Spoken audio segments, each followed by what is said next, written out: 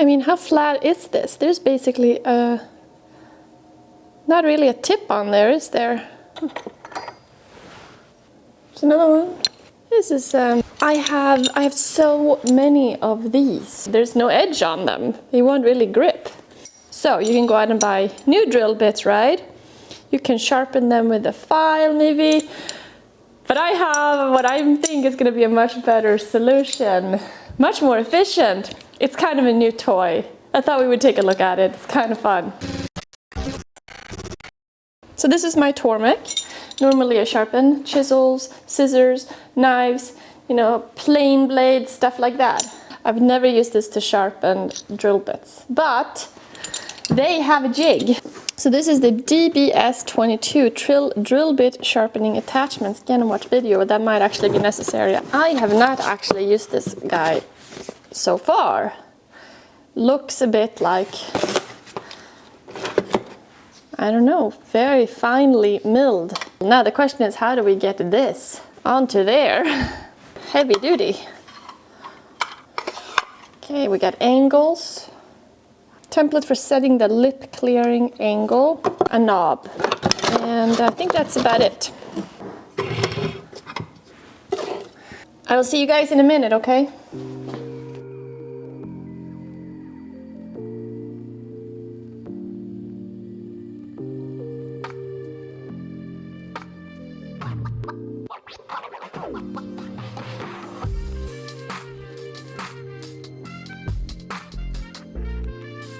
Talk drill bits and angles for a second, shall we? So in order to sharpen these, we first need to determine the angle of our drill bits, right? Now the angle of the drill bit depends a little bit on what you are using the drill bit for. If it's meant to drill metal, it's gonna have a flatter or a larger point angle. Drill bits usually have an angle between 118 and 130 degrees. The flatter, the larger the angle, the harder the material, okay? So if you're going to drill steel or something like that, you don't want anything too pointy. It's not going to be as effective. On the other hand, if you're going to be using something, you want to drill plexiglass or something softer, a steeper angle is going to be more efficient. Good example of a rather flat angle. Now this jig is designed to achieve a 4-facet point on the drill bit, which provides you with a better grip when drilling and just gives a better cutting performance. This means, however, that we need to sharpen 4 distinctive sides in order to accomplish this. 2 sides are mirroring each other and 2 sides are mirroring each other. And that's what I'm gonna go over. So when it comes to sharpening, you have regrinding, right? So sharpening is more where you want to fix up the existing angle. But with this jig, you could even recreate an angle if you want to do that. Step number 2. Step number 3. We got these tracks here, like a little dovetail. First of all, what angle does our drill bit currently have? So certainly not 90. 120. Okay, so this guy right here, I think is at more like 130. Let's go for that, 130. So we want to set it to 130 then. Okay, so now we're set to 130. Next step, mount the drill bit. Let's do this guy. Okay, let's move it out, make some more room, insert it. Next, set how far the drill bit should protrude. Lock a little bit. But now we're at a step that I gather is rather important in order to get it straight. We need to align the bit right here. Come and take a look. This is where the magnifying glass can come in handy. Okay, so what we want is for, I believe, this line to be completely straight. Since this drill bit is on the large side, I'm going to go with 9 degrees. This is to set this angle here. So quite a lot of initial steps to set this up, right? And to just kind of wrap your head around how this jig works. Because it is a little bit, I mean, there are many parts to it at different angles. But I think once I have it set up, I think it's going to go very smoothly. Let's hope so anyway. Okay, we got that angle set. Now let's adjust the setting screw. It says until the drill bit is approximately 1 millimeter from the stone, about there. So set it so that this is touching. Bring it down. Ah, there we hear. That's upwards. Okay, let's go one, let's do like that. Okay, start the machine.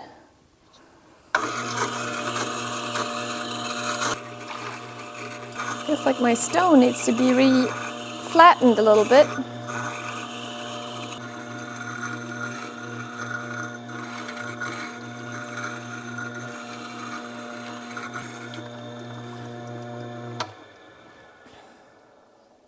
Okay, so a couple of things that I'm realizing as I'm doing it is that you really need to hold on in a good way. You need to hold on like downwards here. You don't want it to fly off. It is loose because you're moving it, right? So anyway, so we did one side now. Now the thing that we are going to do is simply flip this around. We have a groove here and a groove here. So I would assume we just go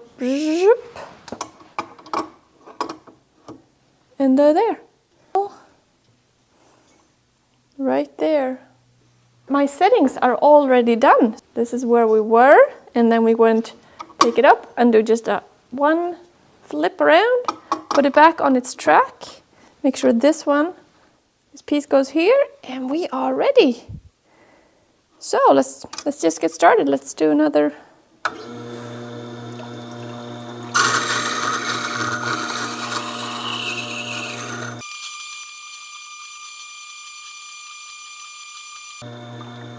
Okay, sound's gone. Now let's see what we got here. You can see right there. That's the primary facets. Step number 2, do the secondary facets. So we've done the 2 primary, there's 4 facets on a drill bit, right? Now we need to do the 2 secondary ones. So we're gonna make it turn, we're gonna move this to that horizontal position. So primary, secondary, before we had it resting there, now we're gonna have it rest there instead. There. Okay, touches, lock it. What was 1.5? Let's do 1.5 again. Okay, I think that's good. Start the machine. So different sound, different angle that it's touching.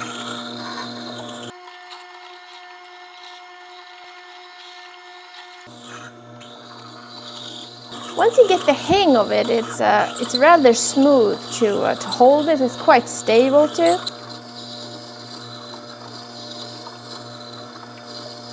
So now what we're gonna do, we're gonna take this off, we're gonna actually flip it around. And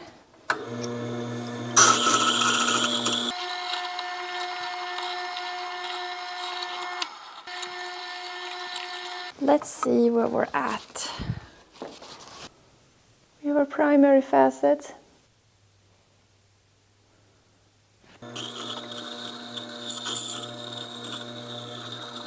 I had to go back and sharpen up the primary angle a little bit more, but I think I got it. I think it's beautiful. It's a little hard to capture, but oh, nice. I always like it when you sharpen something and you get that point and it is just so shiny and beautiful and gorgeous. So this was a thicker drill bit. I want to play now. I want to sharpen more stuff. One thing that I'm realizing as I'm looking over my really dull bits is this whole primary and secondary facet that a drill bit is supposed to be made up of, or this style anyway. There barely is a secondary facets. It's almost all primary, I guess, or it's all secondary and not primary, I'm not sure. But it's like it has been worn down completely so that there's only like the 2 points. And obviously it's not supposed to be that way. Do the same thing. I'll bring in our new bit. We have new or sharpened and not sharpened. Okay, let's do something a little smaller. I got this guy. Let's see where we're at. So this bit was like 135-ish. In terms of the angle, I'm gonna go, this one seems to be more of the, like the 118, which seems to be a rather standard angle. So I'm gonna do some adjustments here.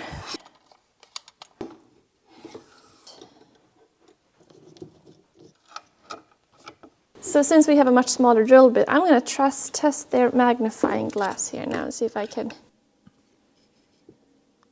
I think we're good. A larger drill bit is definitely easier to see, so you wanna line up the line here. Now I think this might actually be one of the more important steps of the whole thing, because if you don't get this right, well, I guess you're gonna regrind a new angle, right? You're gonna create you're gonna create 4 new facets if you get this a little bit wrong. So it's not still gonna work, but it's just gonna be different.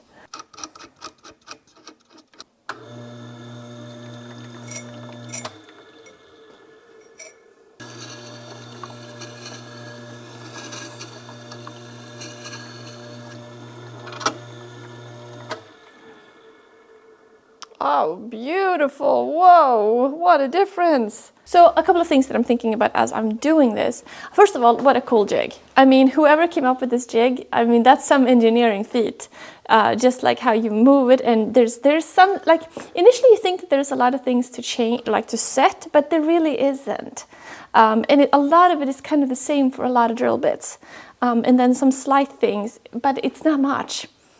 And the other thing I was thinking about, how some people may, use a file or something to sharpen some of their drill bits or whatever. While you could do that, the beauty of the Tormek, of course, is the water stone, right? So the metal is not going to overheat. So you're not going to get, the steel is not going to lose its tempered nature. It's going to be perfect after you do this as well, and it's going to hold that edge for quite some time as well. When I first got this jig, I was a little overwhelmed. I thought, whoa, there's a lot of parts here. There's a lot of settings. But now I've gone through it a couple times here now, and it's not bad. Of course, you always say that, right? Anything is easy once you know how to do it. But I'm just feeling like, okay, I got so many drill bits to do. It's going to be nice to not feel like, oh, I have to run out and get new drill bits soon because the ones I have are so frustratingly dull. Now I can just go through them all and do them here. And it's actually going to be relatively quick now when I know what I'm doing, more or less. It's beautiful. Okay, let's do the secondary angle on this one. First of all, do it flat. Then we do this. Put it to the secondary. And then we move this so that it basically just touches there. Okay. We want to bring it down a couple turns. Down. The sound on that secondary facet so different because the angle is different.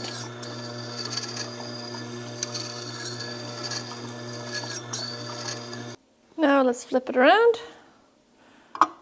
Do the other side.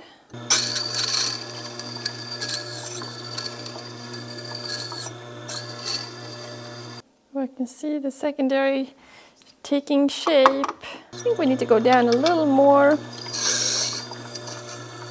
The thing is, right, you want them to line up. I like this jig though in the sense that you have the primary and the secondary, and all you do to shift the angle is to rest this guy here or here and then change the angle a little bit. But it's very genius. And the fact that you have this groove, that it moves on, and then you can simply flip it around and have it go the other way again. The only thing you have to kind of make sure is that you want to hold everything down, right? You don't want this flying off.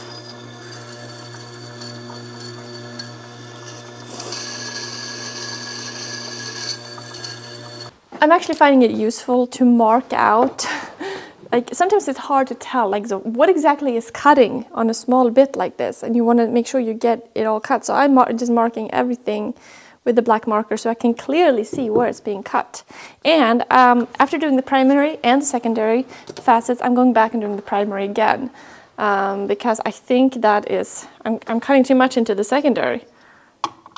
But fortunately, it's not actually that difficult to go back like in between the two. So yeah, that's beautiful. Actually, that's looking good. I'm just going to turn it around, do a little bit more on the secondary or the primary.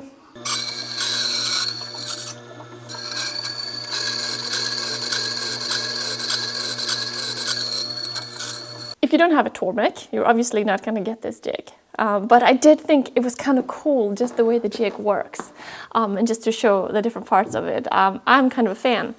And if you do have a Tormek, you may even like think to yourself if this is necessary. And I would say no, nothing is necessary to buy for the shop really. But I very much like this from the point of view, like we live in a society where it's fine to just throw things away and buy new stuff all the time. And with something like this, you don't have to buy new drill bits. You go through drill bits like crazy when you actually work a lot. They go dull so quickly. So to have a system where you can get reliably very sharp drill bits using your old stuff, it's very cool. Little bit of a head turner to set everything up, but not really. Once you have it set up and once you kind of wrap your head around it, it's not that difficult. It just kind of looks intimidating at first. And the result is so satisfying. It's just beautiful. So thanks so much for hanging out with me and exploring this rather interesting jig. I've never seen anything quite like it. And I have never actually sharpened drill bits before, so this was a first as well. Let me know if you have any questions in the comments below. I hope you're doing well, and I'll see you soon. I'm gonna get back to sharpening. I mean, it's pretty perfect though, isn't it? And maybe do this one a little bit.